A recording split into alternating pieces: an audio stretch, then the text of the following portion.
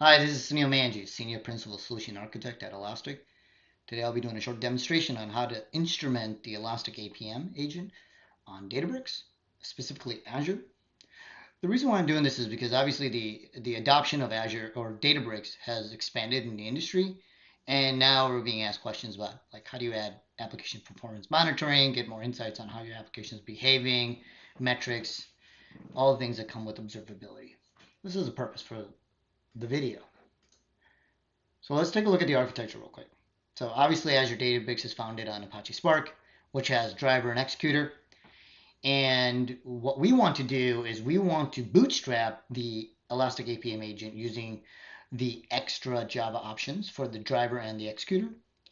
And how we do that is we basically point to the Elastic agent that is hosted locally.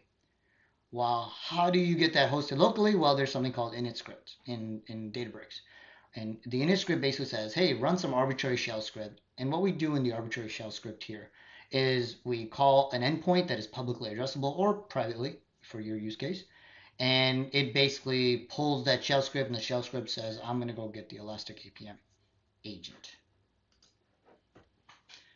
All right, so to just quickly summarize, we use the init script, which basically does the hard work of just making sure it pulls the Elastic APM agent and distributes it on all the nodes within Azure DataBricks. If you're interested in replicating or following along, you'll need an Azure Databricks or a Databricks account, an Elastic service, or any Elastic instance. And I have my Databricks notebook here, which does a little bit of work, and we'll go through that in just a moment. A little bit of housekeeping here. One is, how do you get your Elastic APM URL and token? You just click on Add Integrations, Elastic APM, click on your what language you're interested in instrumenting. Here we're doing Java Scala, and there you go. One of the things that you'll need is a publicly addressable URL or private where you can store the getAgent.sh file.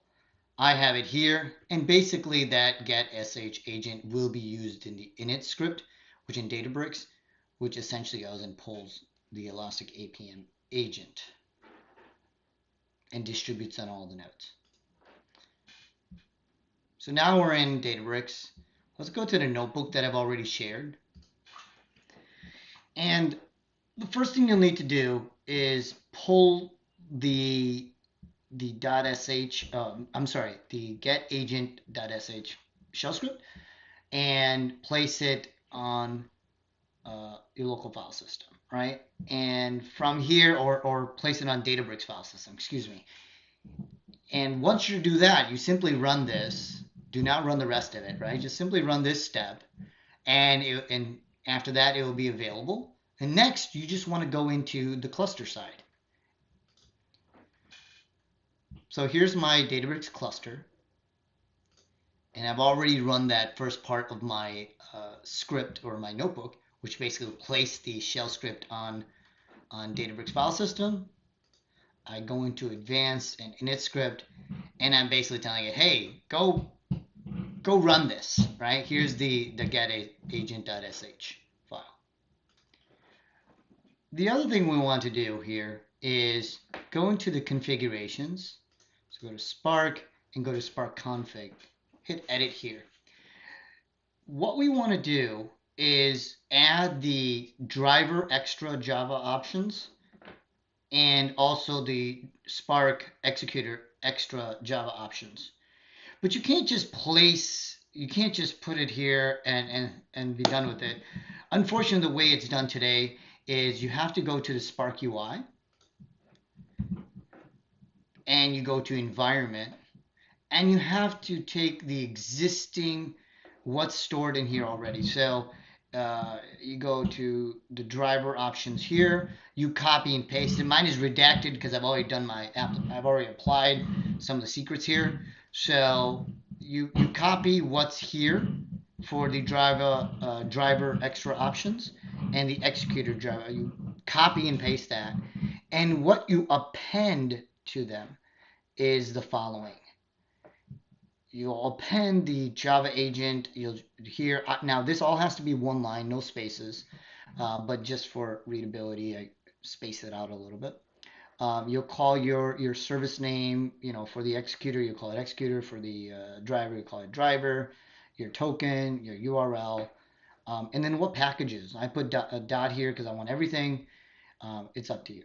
So essentially, what you're doing here is you're taking what's already in the driver and executor extra options, and you're appending. You're taking that, copying and pasting that, and then appending the Elasticsearch APM configurations. So if I go back to configuration here and I click on advanced, the reason why I'm not scrolling down further is because it has some of my sensitive data in here and I don't want to share it with the public, but essentially you're copying and pasting it, right? Notice here that when you do copy and paste, they use a space, not an equal sign that we're very familiar with. So just be careful on their nomenclature. So once you've applied that and restarted the cluster, the APM agent should be instrumented. And I like to run a quick sanity check. So if you open up the notebook, you'll find that I like to just check if the APM agent exists. So I'll run this cell just to verify that it does exist. And you can see here that it says, yeah, file exists. Oh, I see a spell error here. Sorry about that. I'll fix that in my notebook. And the next thing I do here is I use one of the sample docs that's provided, and I just run a list and just make sure that it's available to README, and it is. And then the next thing I do is I just want to count. I'm just running some sample processing with Apache Spark just to make sure that the dashboards light up. And here, what I'm doing is just counting, and here you go, 65. And the last thing I do is I filter lines with anything that says Spark. I count the lines, and then I just take the first 5 and I print them. And you can see here that in fact, the Spark job has run. It's the executor and also the driver. So now let's go over to Elastic and see what this looks like. So I'm here now in the Elastic observability page, and if this works, I should be able to see within services, I do see, in fact, my driver and my executor. I'll click on the driver app, and obviously the dashboard's lighting up. A ton of information here.